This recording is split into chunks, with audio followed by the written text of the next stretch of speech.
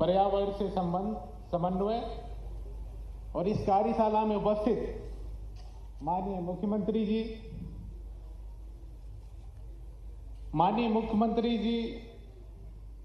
मैं बहुत संक्षिप्त में अपनी बात कहूंगा। मैं बाद में बताऊंगा कि वो कैसे समन्वय करते हैं। माननीय मंत्री जी, हमारे विशिष्ट पर्यावरणविद आदरणीय गोपाल जी आर्य, भास्कराचार्य संस्थान के महानिदेशक आदरणीय श्री टीपी सिंह जी, मेरे साथी एमडी आरडीसी भरत यादव जी और एमडी बीडीसी श्री शिवी चक्रवर्ती जी और उपस्थित सभी इंजीनियर साथियों, सबसे पहले मैं इस कार्यशाला में आप सबका स्वागत करता हूं। आपका बहुत बहुत स्वागत है, अभिनंदन है। और जो मंच पर बैठे लोग हैं उनका भी मैं बहुत बहुत अभिनंदन करता हूं। मैं संक्षेप में 2-3 बातें कहूंगा। माननीय प्रधानमंत्री जी ने एक पेड़ एक मां के नाम कार्यक्रम शुरू किया और ये लगभग 3 साल से और उससे पहले दूसरे नामों से चल रहा है। हमारे प्रदेश के मुख्यमंत्री जी ने इस कार्यक्रम को एक अलग मुकाम तक पहुंचा करके एक बगिया एक मां के नाम तक ले गए और एक ये मध्य प्रदेश ही पहला राज्य था जिन्होंने इस तरह की सोच और संकल्पना व्यक्त की। मैं बताना चाहूंगा कि पीडब्ल्यूडी या और अन्य अधोसंरचना निर्माण वाले जो विभाग हैं वे सामान्य तौर पर निर्माण कार्य करते हैं और इसलिए हमारे लिए ये बहुत आवश्यक होता है कि हम वृक्षों को और जल को और अन्य तत्वों को, प्रकृति के तत्वों को कैसे देखते हैं।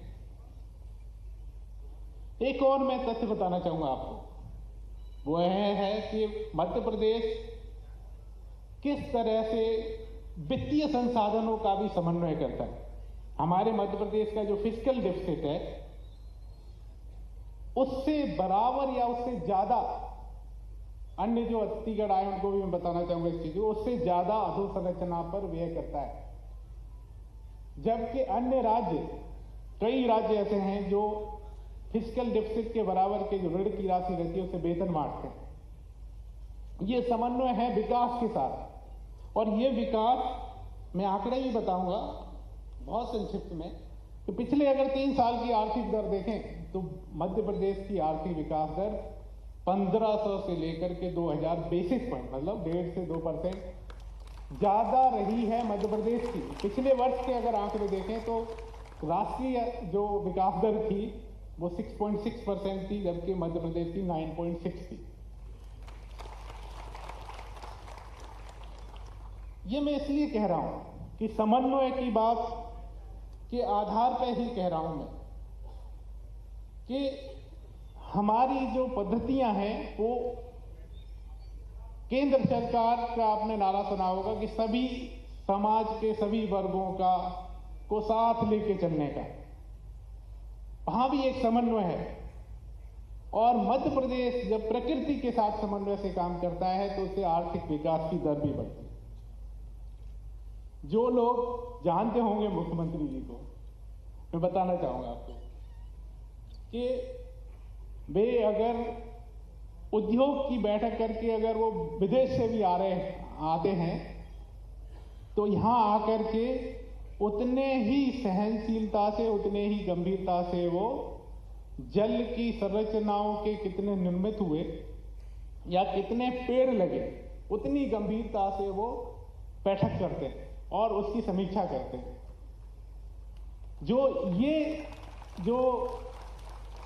ये जो ध्येय है, मैं बता रहा हूं, ये ध्येय हर जगह नहीं मिलता। पिछले वर्ष से माननीय जो लोक निर्माण मंत्री जी हैं उन्होंने ये समझा है कि विभाग का क्या दायित्व है कि हम भवन का निर्माण करते हैं, रोड का निर्माण करते हैं और इन दायित्वों के साथ में हमारे प्रकृति के प्रति क्या दायित्व बनते हैं और वो उनको समझते हुए उन्होंने एक क्रांति लाई है लोक निर्माण विभाग में और उसको पर्यावरण से जोड़ा है। मैं उसमें बहुत डिटेल में नहीं जाऊंगा, माननीय मंत्री जी इसको विस्तार में बताएंगे। मैं इस प्रशिक्षण कार्यशाला में माननीय मुख्यमंत्री जी को बताना चाहूँगा कि हम लोग कई चीज़ें चर्चा करेंगे और जो बाहर से हमारे साथ में भास्कर जी संस्थान के लोग जो विशेषज्ञगण आए हुए हैं वो हमें बताएंगे कि माननीय प्रधानमंत्री जी का जो 2047 का जो सपना है विकसित भारत का, उसको कार्य योजना बना करके काम करें। आपने 2-3 बार निर्देश दिए हैं कि 2030 की कार्य योजना बनाएं। आपने ये भी कहा है 3 वर्ष की कार्य योजना बनाएं। तो हम कैसे ये कार्य योजना बनाएं जो कि राष्ट्रीय अधोसंरचना विकास से समन्वय में हो, और हम उस कार्य योजना में कैसे देखें कि हमारा डीपीआर कैसे बनना चाहिए, इसके अलावा उसका अलाइनमेंट कैसा होना चाहिए और कैसे वो पर्यावरण से समन्वय में हो। ये आज हमें सिखाया जाएगा सर, मैं आपको बताना चाहूँगा, और ये हम सब लोग सीखेंगे और आगे आपके निर्देशन में क्रियान्वयन करेंगे। मैं अपनी बात को यहीं विराम देता हूं और मैं पुनः मंच पर बैठे हुए सभी अतिथियों का स्वागत करता हूं, हृदय से स्वागत करता हूं, और सभी जो इंजीनियर साथी आए हुए हैं मैं उनका भी स्वागत करता हूं और आशा करता हूं आपसे कि आप बहुत तन्मय होकर के इसमें जो भी आपको बताया जाएगा सुनेंगे, भाग लेंगे, प्रश्न पूछेंगे, ताकि इस कार्यशाला का जो लक्ष्य है वो हम पा सकें। बहुत बहुत धन्यवाद। Thank you. हटके भी है और माननीय राकेश जी ने कहानी के माध्यम से इसका मर्म बताने का प्रयास भी किया है। आमतौर पर पर्यावरण से समन्वय और लोक निर्माण, ये ऐसा लगता सूर्य और चंद्र की तरह है। जब सूर्य निकलता तो चंद्र अपनी जगह छोड़ देता है, और जब चंद्र निकलता तो सूर्य को अपनी आभा छिपाना पड़ती है। दोनों अलग अलग भूमिका में, लेकिन कितना सुखद समन्वय शब्द इसमें आया है। और समन्वय का मतलब ही है कि समन्वय वो बीच का रास्ता निकालता है जिसके आधार पर हम अपनी अपनी भूमिका अदा करें। जब निर्माण की बात आ रही है और निर्माण में भी लोक निर्माण की बात आ रही है, तो निर्माण के साथ कई चुनौतियाँ आती, और चुनौतियों में मैं जाने के पहले अभियंता की तरफ आपका ध्यान आकर्षित करना चाहूँगा, इंजीनियर शब्द के प्रति। तो इंजीनियर शब्द की तरफ जब हम देखते हैं तो इंजीनियर का अर्थ क्या है? तो इंजीनियर का अर्थ है विज्ञान, गणित और तकनीक। इन तीनों क्षेत्रों में समान रूप से जो सिद्धहस्तता रख ले वो अभियंता कहलाता है। ये हमारा जिसके नाते से आपको जाना गया है, ये उस मूल भाव की तरफ हमको जाना पड़ेगा। और एक तरफ जब आप इसमें देखते हो तो अभियंता को तकनीकी ज्ञान के आधार पर मशीनों, संरचनाओं, प्रणालियों, कई प्रकार की व्यवस्थाओं से अपने आप के ज्ञान कौशल के साथ उपलब्ध संसाधनों का बेहतर से बेहतर उपयोग करने की तरफ लगातार सतत रूप से वो ज्ञान को विज्ञान की तरह लेकर निकले। और इन व्यवस्थाओं से जब हम जोड़ के देखते हैं तो अब थोड़ा सा उधर अलग हट के आया, जिसका आपने 170 साल पुरानी रेल प्रणाली से जोड़ करके राकेश जी ने बात कही।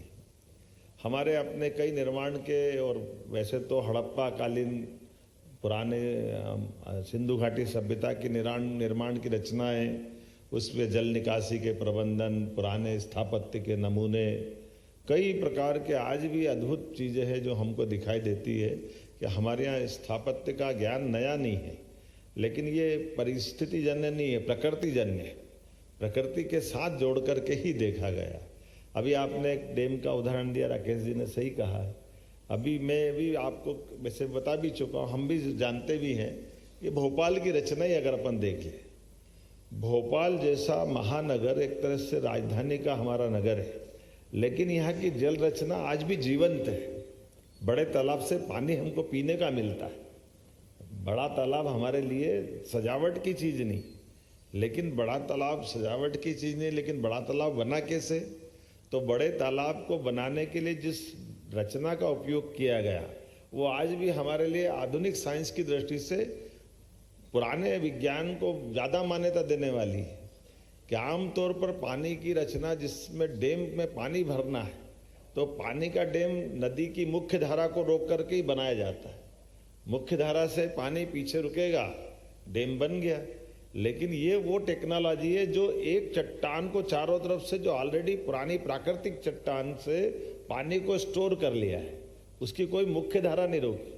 और उसका लेवल मेंटेन करने के लिए पानी जब ज़्यादा आ जाएगा तो वीआईपी रोड पे कभी पानी नहीं पहुंच रहा है, क्योंकि कोलार की तरफ बहुत निस्तारीकरण की छोटी सी रचना है और उससे पानी का मेंटेन करते, ज़्यादा पानी हो गया तो पानी निकाल दिया, अदरवाइज वो पानी भरा हुआ है, उससे आगे पीछे कुछ नहीं। तो ये आज भी हमारी उस निर्माण लागत को भी कम कर रहा है। जो बड़ी ताकत, जब बड़ी नदी की मुख्य धारा को बंद करोगे तो बहुत सारा लोहा लगेगा, स्ट्रक्चर बहुत प्रकार के लगाने पड़ेंगे, और जब वो टूटता तो कभी मोरवी की डैम की तरह कई नीचे की रचनाओं में नगरों को, कितनों को संकट डालता है। जब बड़े डैम, और इसकी एक उम्र होती जाने के बाद उसका समय आता ही है। लेकिन ये जो हमारे निर्माण की पुरानी रचना है, ये रचना हमको आज भी उसी प्रकार से लालायित कर रही है, जिसको आज के संदर्भ में देख ले। अभी अपने सामने देखते देखते कुछ वैसे आप लोगों ने भी अच्छा प्रयोग किया है कि जंगल के जानवर भी बचना चाहिए, सड़क भी निकलना चाहिए। तो अब ये प्रयोग हो गया कि नहीं, ऊपर से पुल बना दो, नीचे से जानवर आने जाने का रास्ता रख दो। ये भी अभी अब नया सिस्टम चालू हो गया। हमारे टाइगर भी सुरक्षित, जंगल भी सुरक्षित, आवागमन का निर्बाध मार्ग भी चालू हो गया। ये तो छोटी सी बात, लेकिन सड़कों को भी ब्रिज की तरह उपयोग कर ले, ये जो आवश्यकता के साथ, पर्यावरण के साथ तालमेल करने की। लेकिन निर्माण में लगने वाली सामग्री, उसकी मात्रा, उसका तरीका, ये तो चिंता का विषय है ही। हम अगर इसको गलत नहीं ले तो अभी से 10-20 साल 25 साल पहले तक मैं समझता हूं हम में से हर एक जिस घर गांव से निकल के आया है, उसके मकान कोई आरसीसी कंक्रीट के नहीं थे, लेकिन वो हर मौसम को, हमारे भारतीय मौसम को झेलने के लिए पर्याप्त थे। ठंड, गर्मी, बरसात, लकड़ी के और उस प्रकार के मकान थे कि कोई तकलीफ नहीं थी। और मकान बनता था तो पूरे घर वाले इकट्ठे हुए लग जाते थे। आज छोटे से छोटे गरीब आदमी का भी मकान बनाएंगे तो ये जो सीमेंट कंक्रीट के माध्यम से जो मकान बन रहा है, और कई बार मैं तो, आपका भी देखना, मेरे गांव के अंदर तो आप भी इस बात को महसूस करते हैं कि हमारे यहाँ शहरी क्षेत्र में तो प्लाट काटते हैं, टीएनसी से कराया, नगर निगम या स्थानीय निकाय जो भी हो गए उससे सिलसिल के लगाते हैं, तो प्लाट साइज तो मालूम रहती। लेकिन गाँव के अंदर जब मकान बनाने निकलते हैं तो कोई प्लाट तो है नहीं, तो भूल ही जाते कि कितना बड़ा बनाना है। तो मकान बनाना कि गोडाउन बनाना मालूम नहीं पड़ता है। कई बार ऐसे मकान बनाने में और उसकी साइज बड़ी करने में ये होड़ा होड़ी लगती कि पास वाले ने बनाया, मुझसे और थोड़ा बड़ा बनाऊंगा, तो मालूम पड़ा 2 बीघा जमीन बेच दो भले, लेकिन मकान उससे बड़ा बनाना चाहिए। और मकान उससे बड़ा बनाते बनाते मालूम पड़ा प्लास्टर के पैसे खत्म हो गए। ये जो आज के इस निर्माण कार्य के ये नए प्रकार है।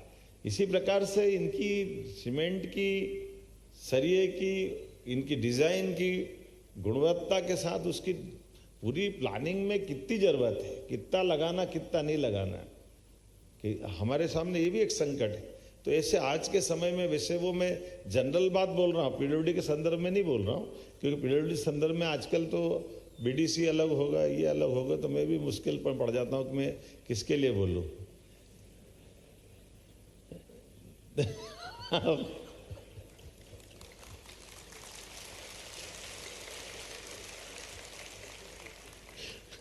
सरकार की मर्यादा भी होती है और मुख्यमंत्री की ज्यादा ही होती है,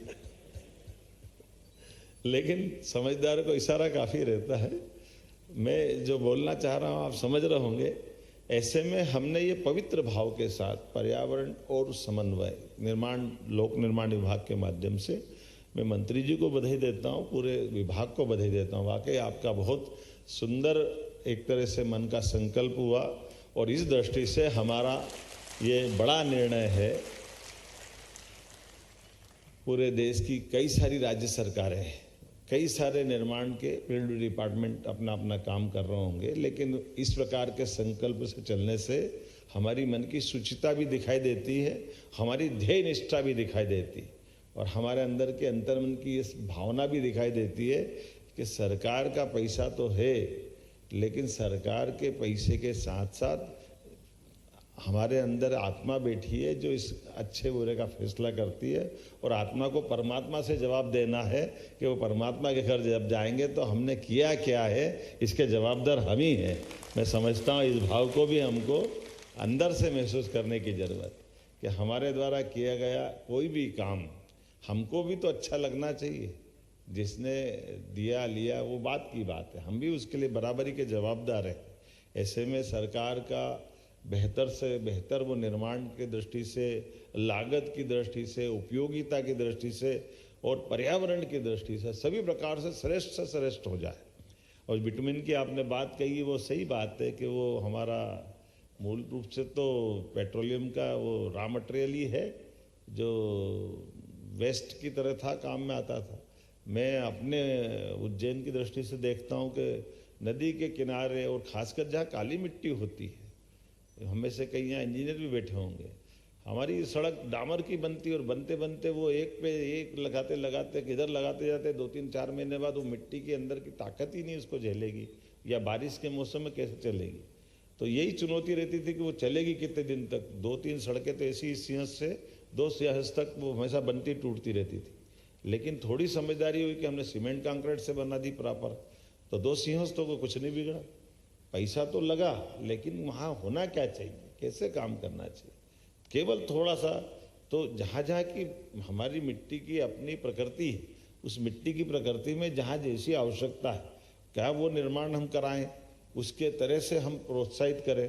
अब ये अलग बात है, वो एस्टिमेट थोड़ा सा फर्क पड़ता है, लेकिन मत बनाओ लंबा चौड़ा, छोटा बना दे, उसमें क्या फ़र्क पड़ता है। लेकिन अपना रुपया ₹1.25 में तो चलना चाहिए, उसमें क्या फ़र्क पड़ता है।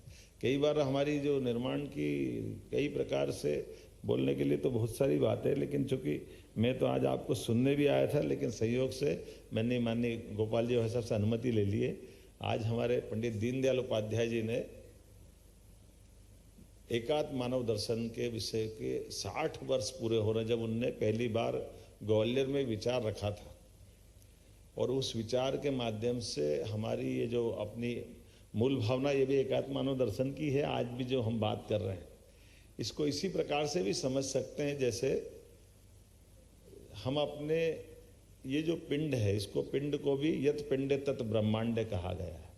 जो हमारा पिंड है वही ब्रह्मांड है, और ब्रह्मांड और पिंड में हमारी कई सारी समानता है, और उन समानताओं के आधार पर हमारी संवेदनशीलता भी, समन्वयवादी भाव भी, और हमारी इस शरीर की उपयोगिता, और इस शरीर की उपयोगिता, शरीर की समय की सीमा भी ना कोई बढ़ा सकता है ना घटा सकता है। हर एक के शरीर के एक एक सांस के साथ महाकाल आपकी आत्मा में विद्यमान है, जो अपने हर जीवन की आने जाने वाली सांस से आपको जीवन देता जा रहा है। आपकी एक दिन की जिंदगी में 1 लाख कोशिकाएं मरती है, तब आपका एक दिन का जीवन होता है। ऐसी कई सारी बातों के साथ मैं मान के चलता हूँ। आज जब अपनी इतनी अच्छी बातों को आपने मौका दिया, इस कार्यशाला के लिए आपने हमारे टीपी सिंह जी को खास तौर पे आमंत्रित किया। बहुत अच्छे समाज सेवी पर्यावरण गोपाल आर्य जी यहाँ बैठे हैं। अब हमारी मुश्किल तो ये भी रहती है कि राजनेता ज़्यादा बोले तो बड़ी मुश्किल में पड़ जाता है कि इनको ही ज्ञान हो गया क्या, बाकी क्या करने वाले हैं। तो मैं धृष्टता न करते हुए अपनी बात को यहीं समेटता हूँ। सरकार के मुखिया होने के नाते से हमारे विभागों की ये दृष्टि आना चाहिए, जिसको सरल भाषा में हम ये कहें लीक से हटकर सोचने का तरीका, जिसके आधार पर हम अपनी उपयोगिता, हमारी भूमिका सरकार के साथ, प्रकृति के साथ में तालमेल करें। और हम बोल ही चुके हैं उन सारी बातों के साथ जिसके लिए हमने अपना ये पूरा आयोजन किया है। मेरी अपनी ओर से इस अवसर पर पीडब्ल्यूडी डिपार्टमेंट को बहुत गालियाँ पड़ती है निर्माण कार्य करते करते। मैं समझता हूँ कि उस भाव के दृष्टि से भी हम इसको देखें कि आपकी भावना अच्छी रहती है, लेकिन आप भी बहुत सारे दायरे में बंधे रहते हैं। तो उस दायरे को खोलने के लिए आज की यह कार्यशाला भी बड़ी भूमिका अदा करेगी। इस शुभकामना के साथ बहुत बहुत धन्यवाद।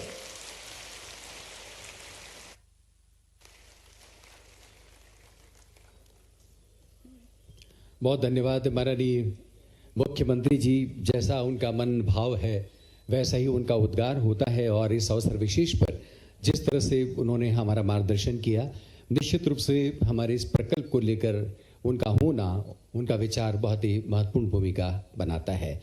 आदरणीय गोपाल जी का बहुत ही विनम्रता के साथ, आदर के साथ जिक्र किया आदरणीय मुख्यमंत्री जी ने, तो निश्चित रूप से एक पर्यावरण के आचार्य के रूप में आदरणीय गोपाल जी की उपस्थिति हमारे बीच आज पहुंचे हुए हैं। बता दें, ग्वालियर से सीधी तस्वीर आपको दिखा रहे हैं जहां सीएम डॉक्टर मोहन यादव तिरंगा यात्रा में शामिल होने के लिए पहुंचे हुए। ये तस्वीरें आप देखिए जहां बढ़ चढ़ कर इस तिरंगा यात्रा में लोगों ने हिस्सा लिया है।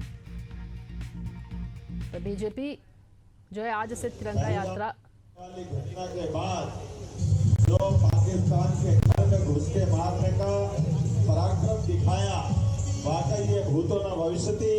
यशस्वी प्रधानमंत्री के नेतृत्व में एक के बाद एक सर्जिकल स्ट्राइक, एयर स्ट्राइक, और इस बार तो पाकिस्तान के एकदम अंदर वाले हिस्से में जाकर वहां के विमानों से लेकर के कई प्रकार के उनके अस्त्र शस्त्र को नष्ट करते हुए आतंकवादियों को घर में घुसकर मारने का जो काम किया है।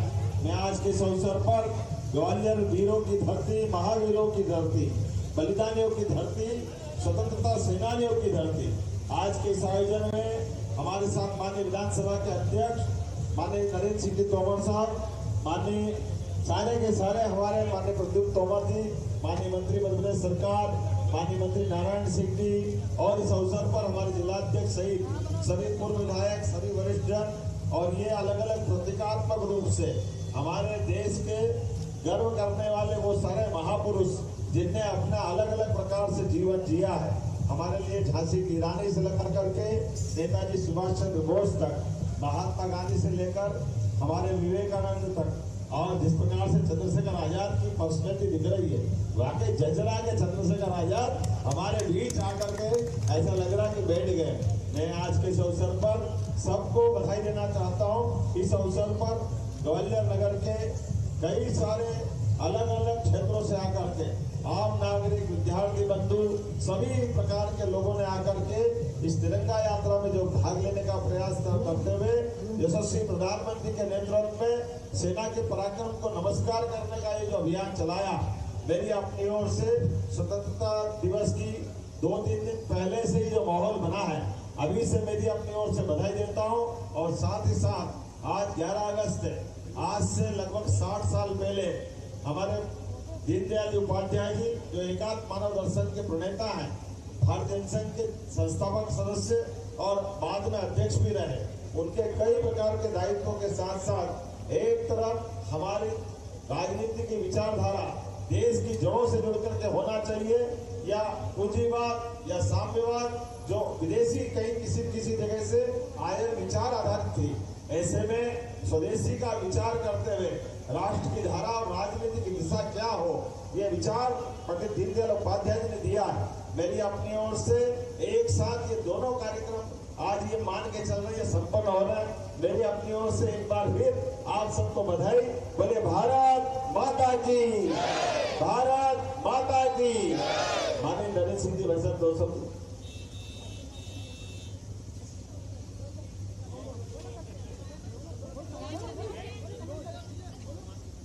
भारत माता की, भारत माता की, भारत माता की।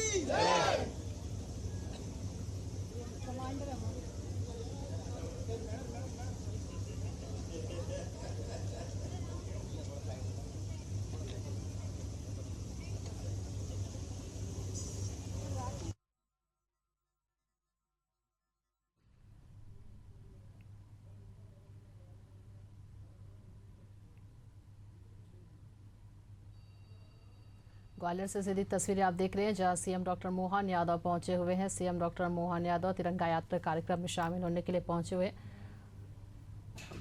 और बता दें आपको कि बीजेपी आज से तिरंगा यात्रा का आयोजन कर रही है और अलग अलग जगहों पर तिरंगा यात्रा कार्यक्रम जो है वो किया जा रहा है। और ये सीधी तस्वीरें हम आपको ग्वालियर से दिखा रहे हैं जहाँ तिरंगा यात्रा में शामिल हुए हैं सीएम डॉक्टर मोहन यादव।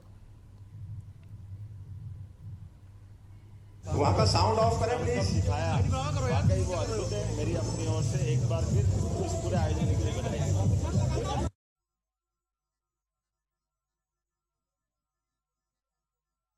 जहां सीएम डॉक्टर मोहन यादव आज तिरंगा यात्रा कार्यक्रम में शामिल होने के लिए पहुंचे हुए।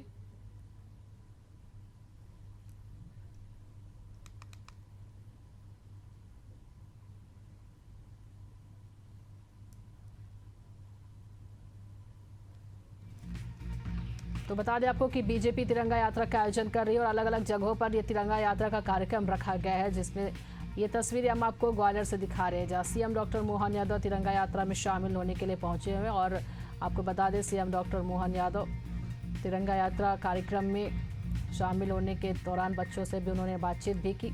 और ये तस्वीरें आपको दिखा रहे हैं ग्वालियर से, जहां बीजेपी आज से लेकर 14 अगस्त तक तिरंगा यात्रा कार्यक्रम की शुरुआत कर रही है और बढ़ चढ़कर लोगों ने इस तिरंगा यात्रा में हिस्सा लिया है।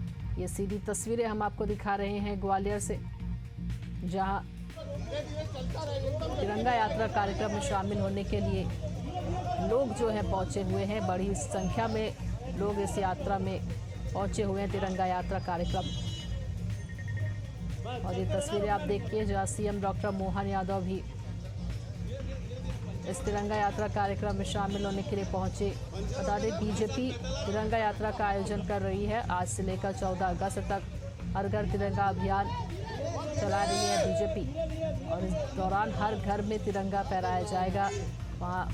और ये तस्वीरें आपको दिखा रहे हैं इस तिरंगा यात्रा कार्यक्रम का। सीएम डॉक्टर मोहन यादव इस कार्यक्रम में पहुंचे हुए हैं। सीएम डॉक्टर मोहन यादव लोगों पर पुष्प भी बरसाते हुए यहाँ नजर आ रहे हैं इस तिरंगा यात्रा कार्यक्रम में। सीएम डॉक्टर मोहन यादव मुख्य अतिथि के तौर पर इस कार्यक्रम में शिरकत किए सीएम डॉक्टर मोहन यादव।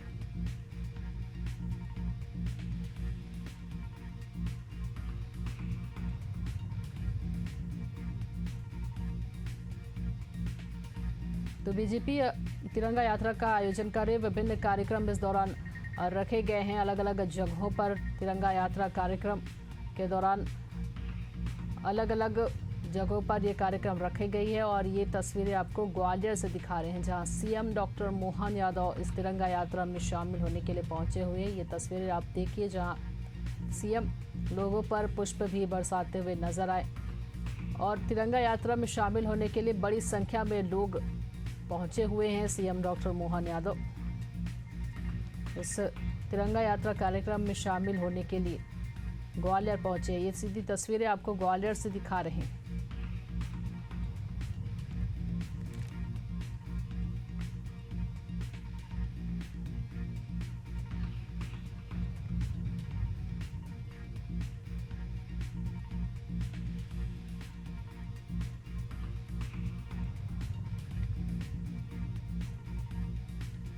तो बीजेपी का ये तिरंगा यात्रा कार्यक्रम अलग अलग जगहों पर बीजेपी तिरंगा यात्रा में का कार्यक्रम कर रही है। और तिरंगा यात्रा में शामिल होने के लिए सीएम डॉक्टर मोहन यादव यहाँ पहुँचे हुए हैं। आपको बता दें कि तिरंगा यात्रा के दौरान जो है विशेष सुरक्षा व्यवस्था भी की गई है। बड़ी संख्या में पुलिस बल की तैनाती भी की गई है। ये तस्वीरें आप देखिए, अलग अलग जो ट्रैफिक रूट है उन्हें भी डाइवर्ट किया गया है।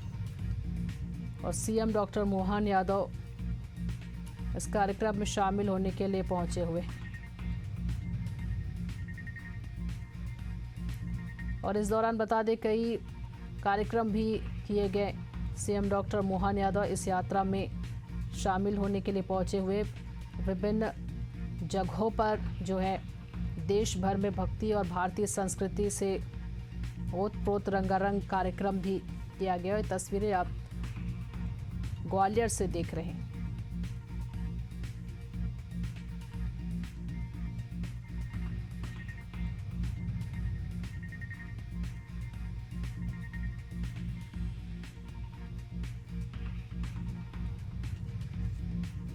तो हर घर तिरंगा हर घर स्वच्छता अभियान के तहत सीएम डॉक्टर मोहन यादव ने इसकी शुरुआत की है।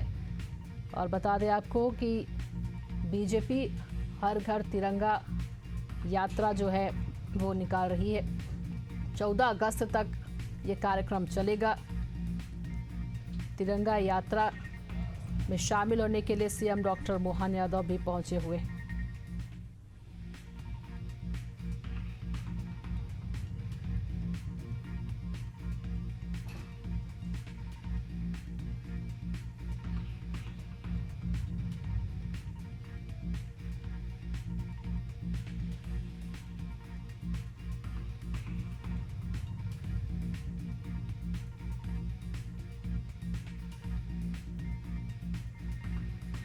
और ये तस्वीरें आप देखिए जहाँ सीएम डॉक्टर मोहन यादव तिरंगा यात्रा में शामिल होने के लिए पहुंचे हुए हैं। बड़ी संख्या में पुलिस बल की वहां पर तैनाती की गई है और सुरक्षा व्यवस्था भी पुख्ता इंतजाम किए गए सुरक्षा व्यवस्था के।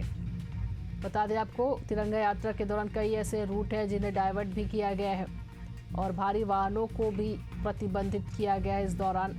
और ये सीएम डॉक्टर मोहन यादव तिरंगा यात्रा में कार्यक्रम में पहुंचे हुए हैं और ये बड़ी संख्या में लोग भी इस कार्यक्रम में भाग लेने के लिए पहुंचे हुए हैं। ये तस्वीरें आप देखिए ग्वालियर से, जहां तिरंगा यात्रा की शुरुआत हो चुकी है। आज से बीजेपी ये तिरंगा यात्रा कार्यक्रम कर रही है।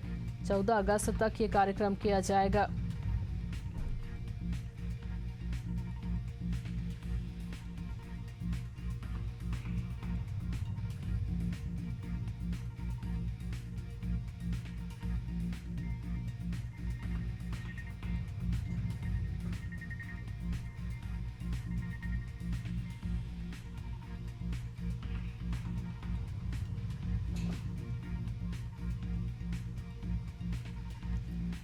तो सीएम डॉक्टर मोहन यादव की ये सीधी तस्वीरें आप देख रहे हैं, जहां आपको बता दें कि बीजेपी ये तिरंगा यात्रा निकाल रही है। अलग अलग जगहों पर बीजेपी तिरंगा यात्रा का कार्यक्रम कर रही है और ये तस्वीरें हम आपको दिखा रहे हैं, जहां आपको बता दें कि देश भर में भाजपा की तरफ से तिरंगा यात्रा का आयोजन किया जा रहा है। और वहीं ये तस्वीरें हम आपको ग्वालियर से दिखा रहे हैं, जहां सीएम डॉक्टर मोहन यादव ने तिरंगा यात्रा की शुरुआत की है। और ये तिरंगा यात्रा की शुरुआत सीएम डॉक्टर मोहन यादव के द्वारा किया गया। और बता दें आपको कि 14 अगस्त तक ये तिरंगा यात्रा चलेगी, यानी कि भाजपा जो है वो तिरंगा यात्रा निकाल रही है। देशभक्ति को लेकर धूमधाम से तिरंगा यात्रा निकाली जा रही है। आप देखिए तस्वीरें, सीएम डॉक्टर मोहन यादव खुद यहां पर पहुंचे हुए हैं और साथ ही लोगों पर पुष्प वर्षा भी करते नजर आ रहे हैं। सीएम डॉक्टर मोहन यादव अभिवादन करते हुए सीएम डॉक्टर मोहन यादव यहां पर ग्वालियर से सीधी तस्वीरें, बड़ी संख्या में वहां पर पुलिस बल की भी तैनाती की गई है। सीएम डॉक्टर मोहन यादव की ये सीधी तस्वीरें हम आपको दिखा रहे हैं। तो अलग अलग राज्यों में अलग अलग जगहों पर अलग अलग कार्यक्रम यहाँ पर किया जा रहा है। बीजेपी के द्वारा तिरंगा यात्रा निकाली जा रही है।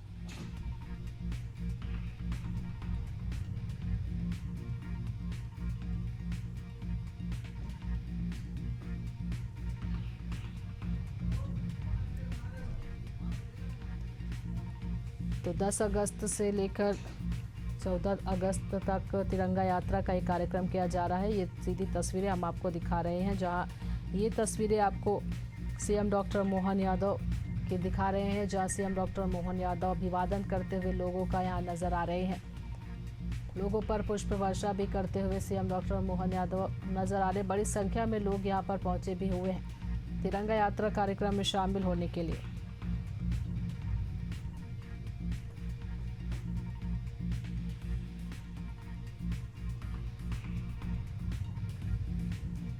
तो बीजेपी हर घर तिरंगा अभियान के तहत सभी घरों और प्रतिष्ठानों पर तिरंगा फहराया जाएगा। बीजेपी के इस तिरंगा यात्रा में हर घर तिरंगा अभियान चलाया जा रहा है, जहां हर घर पर तिरंगा फहराया जाएगा।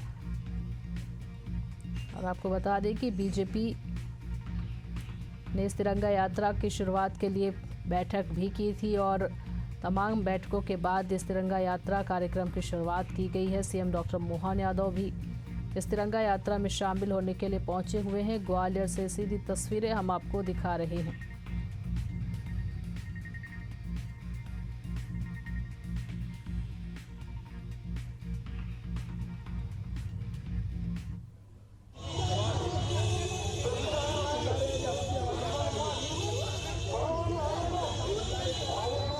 और यहाँ पर मोहन यादव भी आते हैं।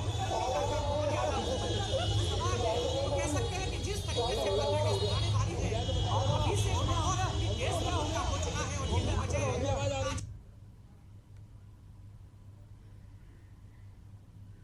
तो बड़ी संख्या में लोग तिरंगा यात्रा कार्यक्रम में पहुंचे हुए हैं और ये तस्वीरें आप देखिए, जहां आज ये कार्यक्रम ग्वालियर में रखा गया, जहां अलग अलग विभिन्न रंगारंग प्रस्तुति भी वहां पर की गई। सीएम डॉक्टर मोहन यादव भी यहां पर पहुंचे हुए हैं। ग्वालियर से सीधी तस्वीरें हम आपको दिखा रहे हैं। CM doctor Mohan Yadav road show यहां पर करते हुए नजर आ रहे। तिरंगा यात्रा के दौरान ये निकाली गई है और आपको बता दें कि इस दौरान बड़ी संख्या में पुलिस बल की तैनाती भी की गई है और कई ऐसे जगह हैं जिन्हें डाइवर्ट भी किया गया।